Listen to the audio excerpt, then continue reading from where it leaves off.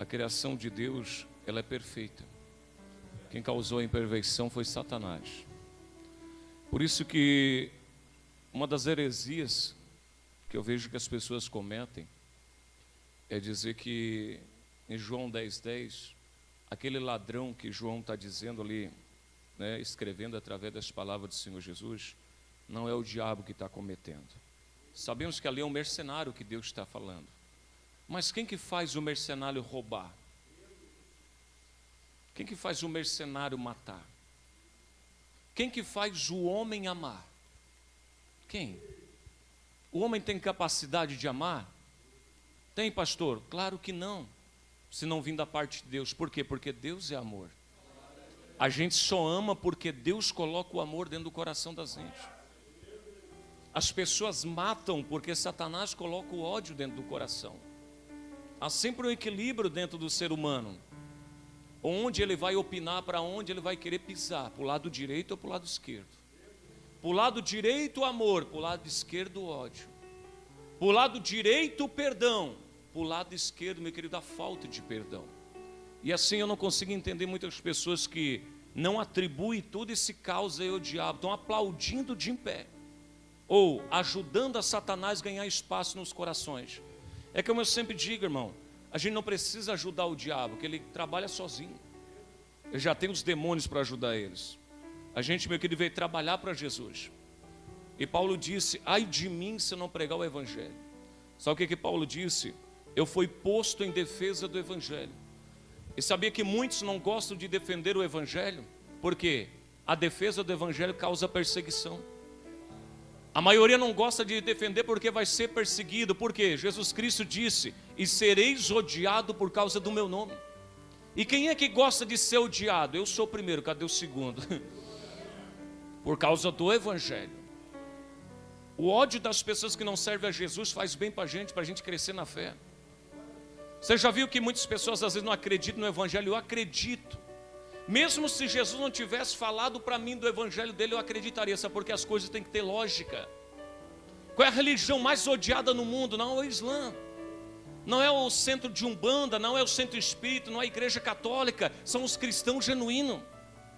Por que que o livro mais perseguido e mais odiado, meu querido, não é um outro livro a não ser a Bíblia? Por quê?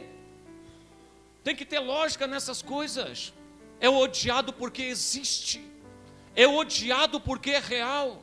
É odiado porque a palavra que contém dentro desse livro não é palavra de homem, é palavra de Deus. Por isso nós acreditamos que a Bíblia é real. Sabe por quê? Que o evangelho é real? É porque Deus nunca escolheu ninguém perfeito no seu ministério. Ele é um dos únicos que escreve e manda escrever um livro e escolhe só a bagaceira da religião ou daquele tempo, para poder dar um banho psicológico na doutrina dele, para poder pregar o evangelho. É por isso que se torna um evangelho fantástico, espetacular, diferente de outros livros. Outras pessoas que escrevem o livro só escrevem as boas partes. E o livro aqui é tão perfeito e tão, meu querido, tremendo, que ele nunca escondeu a imperfeição de ninguém. Deus é tão Deus que fazia os apóstolos escrever as imperfeições deles. Por quê? Para não esconder da gente, para a gente não ficar labutando e dizer, não, é só comigo que acontece isso. Não aconteceu com os apóstolos também. Deus vai escolher, meu querido, para ser o segundo pastor da igreja, na hora que ele sai, o Senhor Jesus vai escolher um mentiroso. A gente sempre usa a expressão, ele negou Jesus. Sim, e nessa negação tem mentira. Você andava com ele? Não, eu não andava. Isso é uma mentira, não é só negação. A tua palavra denuncia que tu estava com ele. Não, eu não estava. É uma mentira em cima da negação. Deus escolheu um mentiroso, mas depois que pegou fogo, escuta o que eu vou dizer para você. Se Isaías recebeu uma brasa na língua, nunca mais foi o mesmo. Jesus Cristo derramou fogo sobre a vida de Pedro e ele nunca mais foi o mesmo. Ele falava mentira, depois começou a pregar a verdade. Isso é Jesus, que escolhe as pessoas esquisitas para poder dar um banho no sangue dele, para poder pregar o evangelho. E quando foram crucificar o nosso irmão Pedro, o segundo pastor da igreja de Jesus, ele disse, diz os estudiosos, que ele disse assim, eu não sou digno de ser crucificado igual o mestre. E ele foi crucificado de cabeça para baixo. Sabe por quê? Porque Pedro dizia para Jesus: se tu for à cruz, eu irei também. Aí Jesus fez, realmente ele provar se ele queria ir para a cruz, e ele foi. Está vendo a diferença? Antes de ter o Espírito, a cruz pintou, Pedro negou. Mas depois que ele estava cheio do fogo, a cruz pintou, ele disse: eu não sou digno de morrer igual o mestre. E ele foi crucificado de cabeça para baixo, diz a história. E ele não negou mais a cruz. O que eu aprendo com isso? Para mim não negar o evangelho, eu tenho que ter fogo na vida, filho.